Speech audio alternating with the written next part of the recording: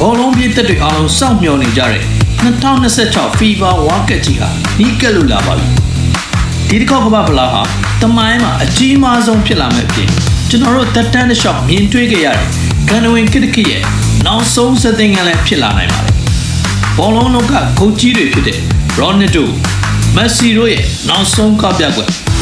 မတင်မှတ်တဲ့အပြောင်းလဲတွေနဲ့ပြည့်နှက်နေမယ်2026ကမ္ဘာဖလားမှာဘာတွေကပြည့်သက်ကိုရင်ခုန်စေအောင်လဲတူတူကြည့်လိုက်ရအောင်ကြာ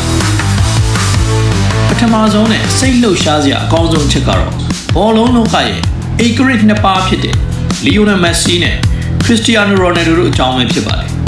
သူတို့နှစ်ယောက်လုံးဟာ2006ခုနှစ်ကတည်းကစလို့ကမ္ဘာဖလားပြိုင်ပွဲကြီးကို5ချိန်စီပါဝင်ကစားခဲ့ပြီးပါပြီအကယ်၍အခု2026ကမ္ဘာဖလားမှာသာထပ်မံပါဝင်ကစားခွင့်ရမယ်ဆိုရင်ဒါဟာသူတို့အတွက်သမိုင်းတစ်လျှောက်6ကြိမ်မြောက်ကမ္ဘာဖလားဖြစ်လာမှာဖြစ်ပြီးဘောလုံးသမိုင်းမှာကမ္ဘာဖလားအများဆုံးကစားမှုတွေကစားသမားတွေအဖြစ်စံချိန်သစ်တင်နိုင်မှာပါ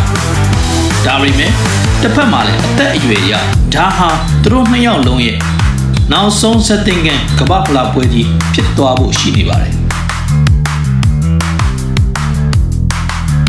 ဒီတစ်ခေါက်ပွဲစဉ်ကြီးကိုတော့ American, Canada နဲ့ Mexico ဆိုပြီးမြောက်အမေရိက၃နိုင်ငံကပူးတွဲအရှင်ဖြစ်လက်ခံကျင်းပတာပါပြိုင်ပွဲပုံစံကိုလည်းအရင်ကတည်းကတိတတ်တာတိုးမြင့်လာပြီးအသင်းပေါင်း48သင်းထိပါဝင်ရှင်ပြိုင်ခွင့်ပေးထားပါတယ်ပွဲစဉ်ပေါင်းဟာလည်း104ပွဲထိရှိလာမှာမို့လို့ဘောလုံးသမိုင်းမှာအကြီးမားဆုံးပွဲအများဆုံးကမ္ဘာဖလားကြီးဖြစ်လာမှာပါအသင်းကြီးအတွက်48သင်းထိတိုးလာတဲ့အတွက်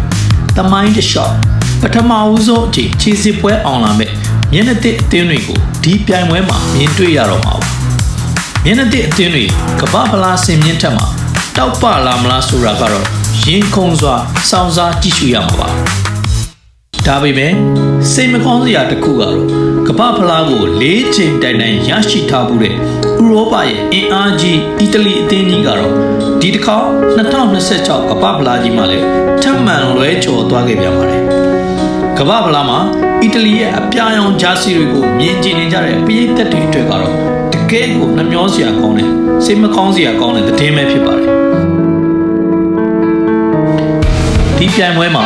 မက္ကဆီကိုနိုင်ငံဟာကမ္ဘာဖလားကို3ချိန်မြောက်လက်ခံကျင်းပတဲ့ပထမဆုံးနိုင်ငံဖြစ်လာမှာဖြစ်ပြီးအားလုံးစောင့်မျှော်စောင့်စားနေကြတဲ့ဂုဏ်သိက္ခာကြီးမားလာတဲ့ဘိုလူပွဲကြီးကိုတော့အမေရိကန်နိုင်ငံနယူးယောက်မြို့မှာရှိတဲ့ MetLife Stadium မှာကျင်းပသွားမှာဖြစ်ပါတယ်အသင်းပေါင်း48သင်းအိမ်ရှင်3နိုင်ငံနဲ့ပွဲစဉ်ပေါင်း104ပွဲတကယ်ကိုတမိုင်းဝင်တဲ့2026ကမ္ဘာဖလားပွဲကြီးမှာတငယ်ချင်းတွေကရောဘယ်အသင်းကိုအားပေးကြမှာလဲဘယ်အသင်းကချန်ပီယံဆုကြီးကိုသိမ်းပိုက်သွားမလဲဆိုတာပုံမှန်မှာခံမှန်းပေးကြပါဦး